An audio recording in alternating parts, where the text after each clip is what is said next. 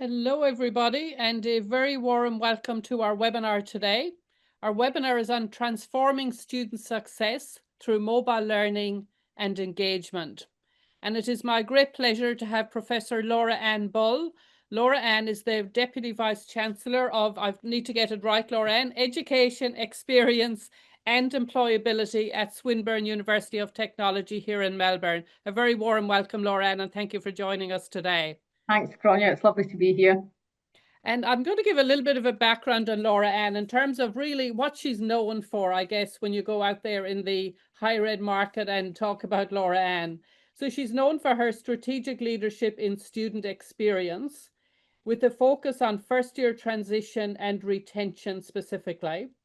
She has led initiatives around digital innovation and learning ecosystems. She is also a strong advocate for employability focused education, and is committed very much to equity and access. Laura Ann, recently she has indeed contributed to the national conversations on student success, retention and quality assurance. And when Laura Ann speaks today, you'll think you might be at the other end of the world with Irish and Scottish accents surrounding you. But that's one of the great things about Australia, of course. Laura Ann has, since she's been in Australia, she has worked at ANU, UniSA, JCU, University of Newcastle, Swinburne University, of course, right now, and in the UK at the Uni of Strathclyde, where indeed she was a student as well. So again, Laura Ann, a very warm welcome to you. I do have a number of questions that I have prepared for you, and hopefully we'll get to all of them. We'll spend about 20 minutes talking, and of course then please feel free to add in anything you would need additionally as well that you think this audience would like. We have an audience from all across Australia, New Zealand, and indeed the US and UK as well. And on that, so I've got all of these questions prepared for you. So what I might do, Lauren, is jump in and start with, if you could tell us a little bit about your current role and how it connects to shaping student experience at Swinburne. Yeah, thanks, Grania. As you heard Grania say, my role here at Swinburne University of Technology is Deputy Vice Chancellor, Education, Experience and Employability, or Triple E as we call it. And I guess the way that I would describe my role is I'm the member of the executive that really gets to champion the student experience, as students transition in and through the university. And, I guess the way that I look at it, it's really my responsibility to make sure that our students have, all the tools in their toolkit that they really need to success in their tertiary education experience, to make sure that the personal and financial sacrifices that they make are actually are worth it for them. So that most students come to university now not for a theological experience, but they actually come here to ensure that they can get either further study or a next job, or a job on graduation, or a better job in graduation, or create a job in graduation. So my portfolio is really about making sure that they have all the skills that they need to enable them to do that.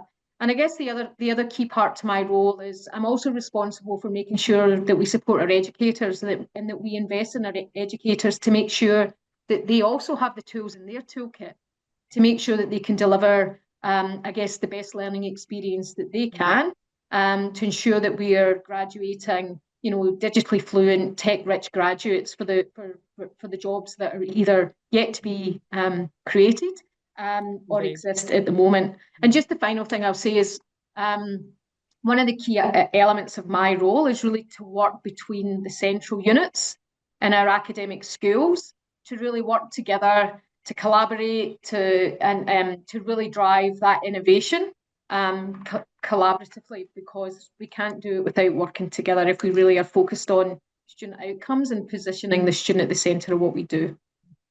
And I think, Lauren, thank you for that. And I think you make a very important point there about supporting the educators as well, and making sure that they have all of the tools, the equipment, and indeed the training that they need to really execute on that vision. It's, as you say, we're all in it together. It is a collaboration, very much so.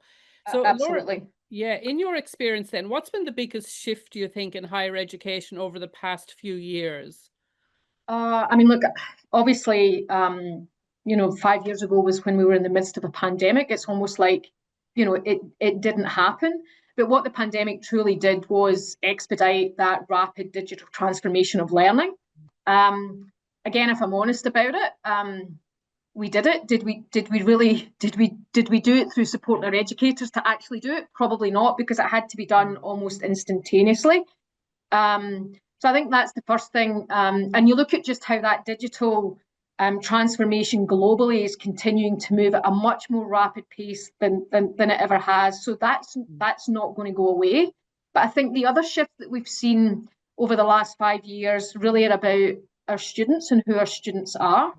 So the student demographic is way more different from when I was a student. And under the new Universities Accord, and with Labour being re-elected, we are going to see that demographic change even more.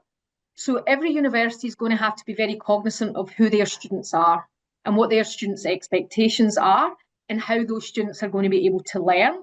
And I guess the other key thing just to mention is that, you need to be living under a rock if you weren't cognizant of the cost of living pressures and what that actually means for modern day learners. Most of our students here are working on average between 25 and 30 hours a week. So we as universities really need to look at how we deliver the educational model to enable our students to be able to slip their studies into their lives, because they fundamentally have to be able to put food on the table. So I do think there really is a growing need for, it's not about more choice, but it is about flexibility, on demand, and personalised learning experiences. Yeah, I mean, that's a phenomenal change, isn't it? As you said, from when you and I went to university, Yep, students now so having different. to work 25 to 30, and I find the same thing myself. And look, if you're honest about it, universities haven't really changed that much from when we were students, Grania. The models, it's predominantly two for full-time students. It's 2 semesters, 4 units each semester. And a lot of current students cannot cope with a full study load and 30 hours work. But we as universities haven't really changed how we do things. Yeah. No, I think it's great insights here. But I wanted to, it's sort of really moving on from that. What led you therefore to explore new ways to support student engagement? Yeah, so I mean, look, it's been a while since I've been in the classroom, but I used to teach chemical engineering and a large number of the first year chemical engineering units back at the University of Strathclyde in Glasgow. And I was always cognizant of the fact that I was teaching something that is hard. It's also quite dry, it's very technical. And I was always looking for ways in which I could improve student engagement. Because again, the types of students who were coming through into university then were already learning in a different way from what I was in terms of how I learned, because I was very much an auditory learner. But we know that students nowadays, they learn through doing as opposed to through hearing. So I think it's about how can we provide different modes for students to engage through doing, right? And I think when I came here to Swinburne specifically 18 months ago, I was really concerned about our retention and about our student success rates. So I was really keen to look at how, what could we do to improve those, noting that there's no silver bullet here for improving student engagement. It's about taking a multifaceted approach, through that whole learning journey. And I do think that digital tools are part of that toolkit that we need to have to really look to enhance student engagement. Yeah. And I think a toolkit is a very good word, Laura, for that, as you say, there's different things that work for different students, and we have to be cognizant of that. And look, I think the other thing as well, we're now teaching, whether they're school leavers or whether they're mature age learners, people who don't know life without a mobile phone, right? They get access to what they need when they need it. Yes. It's instantaneous, right? So again, that's what the level of expectation is. So what tools could we use to help provide that level of engagement in the classroom through, I guess, more responsive learning experiences? And I guess the key thing as well is ones that we can scale. So we talk a lot in the sector about the need for personalised experiences. Now, we've got 60,000 students here at Swinburne, right? And the reality is you can't do things 60,000 different ways. So we need to find tools that enable us to make it feel like it's personalised, but we can deliver it at scale. And that was one of the things that I knew that Quitch was able to do when I first heard about Quitch when I came here 18 months ago.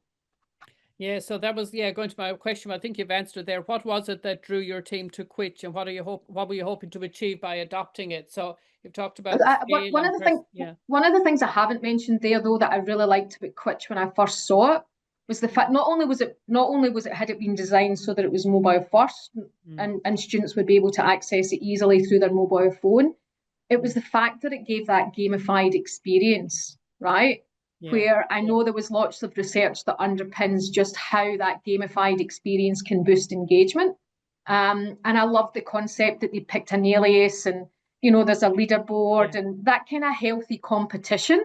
Um, Yeah. in many ways, can help drive that engagement. And I think the other thing I liked about the platform was that it provided tools and data for our educators, so that our educators could actually use that data to proactively engage with students, that they could see quite quickly through some of the quizzes were actually struggling more than others, so that the students who needed help can actually get help. And as I said earlier, I saw it as a tool that we could look to pilot in those high fail rate units that we knew our students had been struggling with for over a significant period of time, and to really help enhance that first year experience, and allow students to really help build that sense of connection with their peers through the gamified experience, but also the connection with the institution through something that they actually saw delivered value for them. Yeah, no, great. And I think that's so true about that idea of being able to identify which of our students are at risk in Yeah, real time right at the beginning. We can reach out to them, get them on their mobile phone. And as you know, which was co-designed with our students, which is, again, I think a lot of that success here. There's nothing like asking hundreds of students, what they want. yeah. They will absolutely tell you. So in terms of that student experience, I think, yeah, we've got some things right there, and I'm sure some things to improve. But Laura-Ann, in terms of then, integrating Quitch and so on, and you've mentioned that focus on first year and those high fill, or those, I Yeah. should say, those areas where students really did struggle. We had seen that data over a number of years. What aspects, though, of adopting Quitch do you think worked well? And why do you think that is? Perhaps I think the audience might be interested to know. Um, I mean, look, again, I have used the platform, so I think from a user experience, it's really easy to use. It's intuitive, Yeah. it's slick, it's crisp, it's clean. So it's easy to use, right? So, but then I think on the upside for our educators, when you're looking at educators to take learning content from, basic principles in chemical engineering, for example, the ease of it for the educator to actually then have Quitch transform it into a way that they could then have quizzes and this gamified mobile delivery. I think educators were actually blown away by how easy it was. And then I think the other thing that it helps educators with is that the AI supported content creation makes it really convenient and efficient for for them to be able to look at where students are actually struggling, right? So if students are failing questions, Quitch, the AI part of Quitch helps provide that revision material where they can just focus on the gaps in their knowledge. Yeah. And it provides that real-time feedback that we know that students really like, rather than having to wait to the end of the unit. So students can then really, as I say, hone their skills and where their knowledge gaps are. So I think those were the kind of things initially that we were like, okay, this is what works really well. Yeah. And the feedback from our educator was for some of them, it was like kind of wow. And it took a lot of the pressure off them, because I remember using quizzes in my teaching years ago, and I used to have to sit. And chemical engineering is not an easy subject to come up with online quizzes, right? So it takes a lot of time, and I think the beauty of Quitch is it does it for you. And if you don't like the questions as an educator, you can remove it. You can ask it to do other ones. You don't need to accept it. So those would be the kind of the Those kind aspects of that I would key say things. that made it work well. Yeah, and I think you're right, Laura. And speaking to lots of academics, and as you know, I teach accounting myself and so on, also not the easiest subject for students. Yep. But all of us as educators, we're just so time poor. And I think, as I talk to educators, that was another main thing. How can, we kind of make life easier for them, and as well as making it easier for them, make it more impactful for them and the students. So, it's great that we're getting such positive feedback from the educators on that. There's always, of course, unexpected challenges. Let's talk about that for a moment. Were there any unexpected challenges, or could you say learnings, Laura, and during that rollout I mean, I think you've kind of touched on one of the main challenges is just how time poor our educators are, right? They've had to do this digital transformation. They had to do all that so very, very quickly, probably without the support and investment, from the university that they should have had. And therefore, when you start to say about, oh, here's something new, a lot of educators just say, I don't have any time. I don't have any time to do that. And again, it's another reason why I was really not keen on, this being something that was coming from the centre. I really wanted it to be from the ground up, where we worked with educators who were looking to do, because there's always people who are looking to pilot and trial things, and then to get the evidence from them, and for them to then be the voices across the institution to say, look, this platform has really made it's really easy to use. It's really helped take some pressure off me, and it's really enhanced student engagement and student success. So I think that's probably it wasn't an unexpected challenge. It probably is just the challenge that any university would have, simply because our educators are so time poor. And I think in terms of anything that we could do slightly differently, it has to really be educator-led messaging. So the people who are using the platform are the people that we want to be talking about it, so that other educators can, think this is something that I want to try. Yeah. It's not a mandate. It is just a tool in the educator's toolkit that they can use. And again, the other thing is, like, we need to make sure that we provide training. Yes. Right. So that educators feel confident in using something new.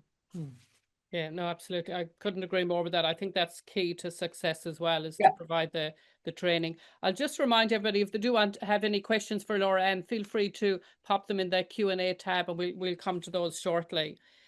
Laura Ann, talking then, so we talked about, the kind of overall strategy you had, how we kind of integrated it, how your approach worked. In terms then of outcomes, which people are always, of course, interested to know, what are some of the positive outcomes that you've seen so far? If you could talk to that, please. So in terms of 2024, which was when we did the initial small-scale pilot, in our School of Business, Law and Entrepreneurship, what we saw was that fail rates dropped significantly where Quitch had been introduced by the educator.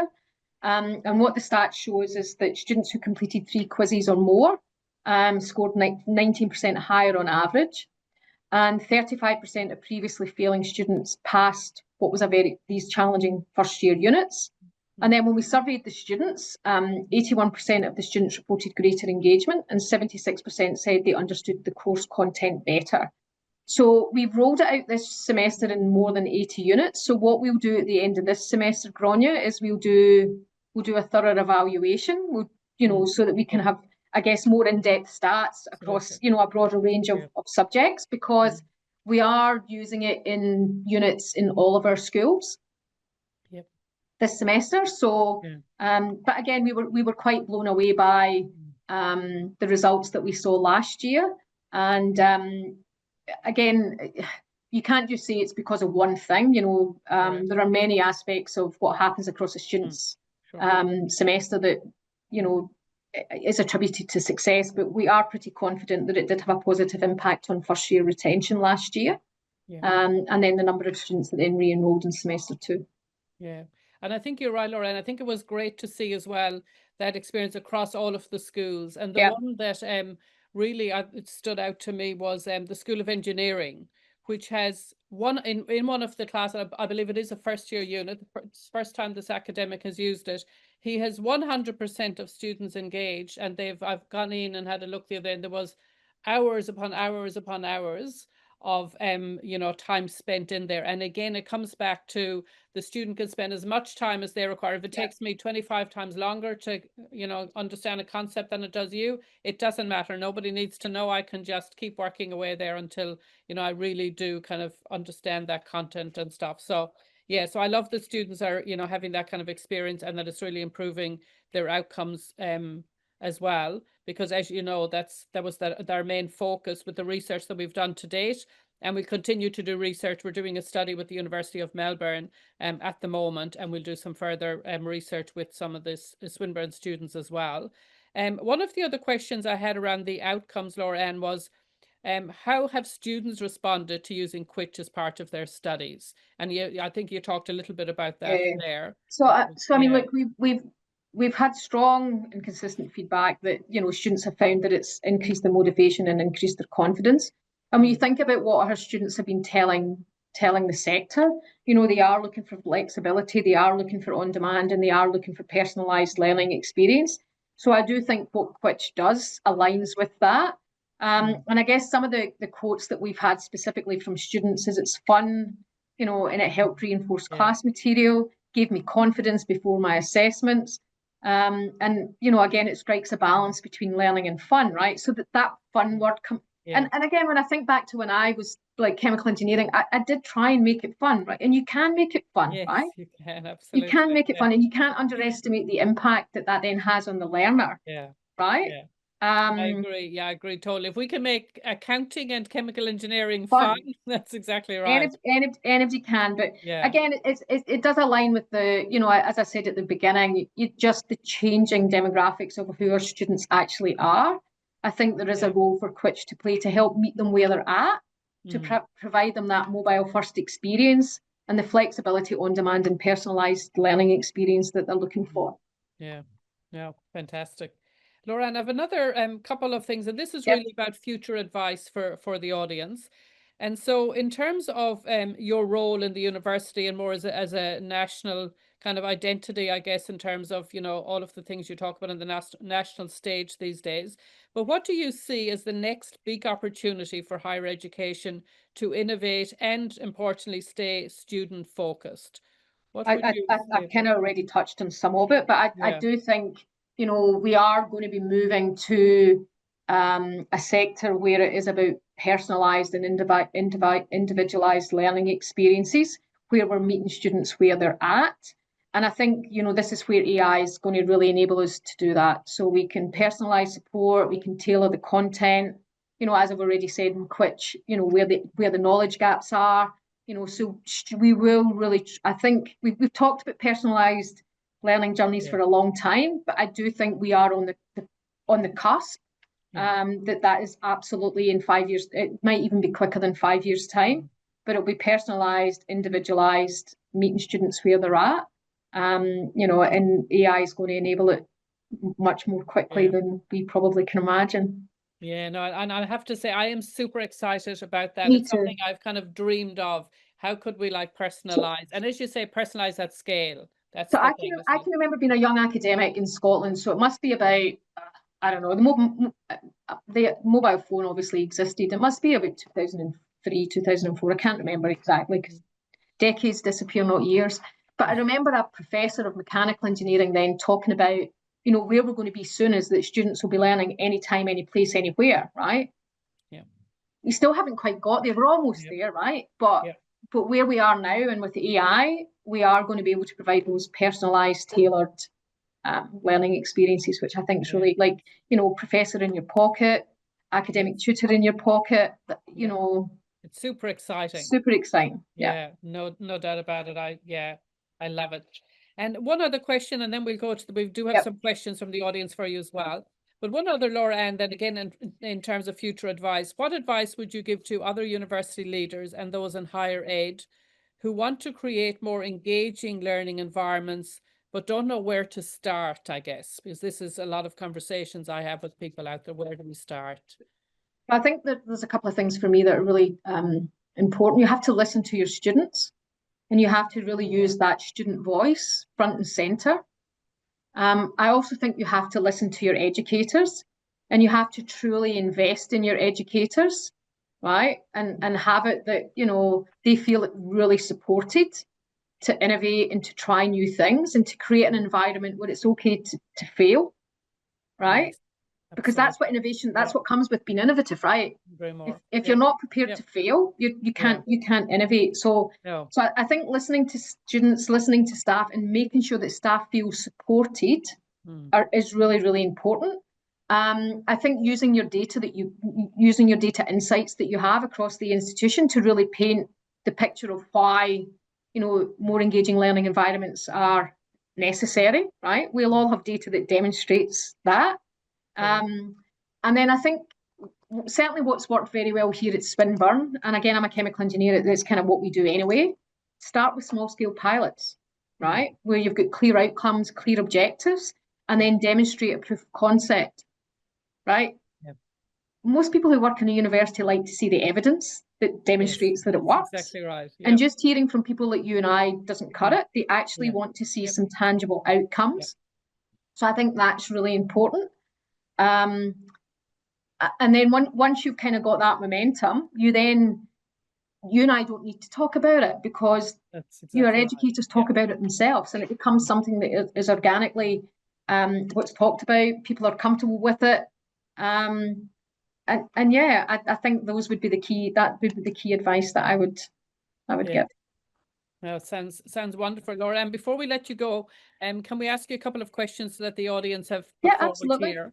So the first one is, what support mechanisms helped educators embrace the platform, especially those initially hesitant? So I think there's probably two components to that. We provided training for those that were interested in using the platform. So we didn't just fling educators in cold. There was support there, whether it was provided by some of your staff, Gráinne, or whether it was provided from our Education Innovation Exchange. We provided the support to our educators. And then I think the other, this might not have happened as much as I would have liked, but I think we did use the voice of our educators who'd used it to actually demonstrate that, it's worth it, right? It's worth it. And again, it's back to what I just said earlier, providing that evidence that lets them see that there's a tangible outcome there that they can achieve. Yeah, no, great. Absolutely. I think that answers that very well. We have another question for you. How can we empower educators to become influential champions for these tools? And what must the university do to meaningfully support and amplify their voices? Right, that's a fantastic question. I think the first thing is we need to provide them the support in the first place, right? We also need to provide them an environment where they feel, as I said earlier, like, if you want to have educators embracing new technology, they need to feel comfortable to fail fast. So we must provide that culture where educators are willing to try things.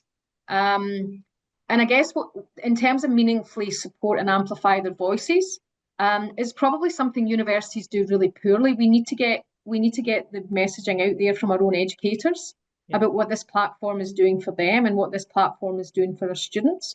And I don't think we do that enough. So we really need to celebrate the successes, reward and recognise educators who are, really at the forefront of educational innovation, and make sure that they know that the university values their contribution to, at the end of the day, what happens in the classroom is the most important component or part of the student experience. So universities need to acknowledge that.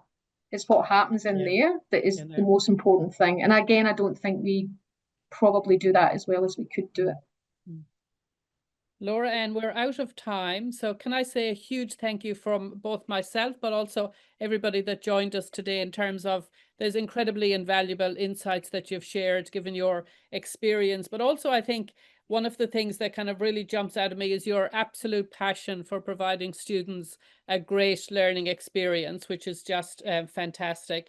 And I think the other thing to add to that also, which we don't always get in universities, is you're very clearly focused on the support for academics as well. And how do we help them to do the best job possible? We know everyone, as we said, is very time poor, so we need to support them and to celebrate their successes. As you said, again, we can learn and do more in that place. And I also love that your vision for the future all around that AI, personalized learning, professor in your pocket, what we can do to really tailor that learning to, all of the students anywhere in the world, wherever they might be, and how we can support them at the place they're at. Just one thing to add, I don't see it as a replacement for us as humans. I see it as something that sits there complementary, if you know what I mean, right? Because I think it's really important that, that we need both. Yeah. I couldn't agree more, actually. That's exactly right. It does not replace, but it enhances that It experience. enhances, correct. You know, I think it is a great thing. And to everybody who joined us today, thank you so much for joining us. We will have a recording of the session, which we will forward to you. And Laura Ann, is it okay with you if people feel they can Yep. reach out and follow up with you with anything they might have had a chance to ask today?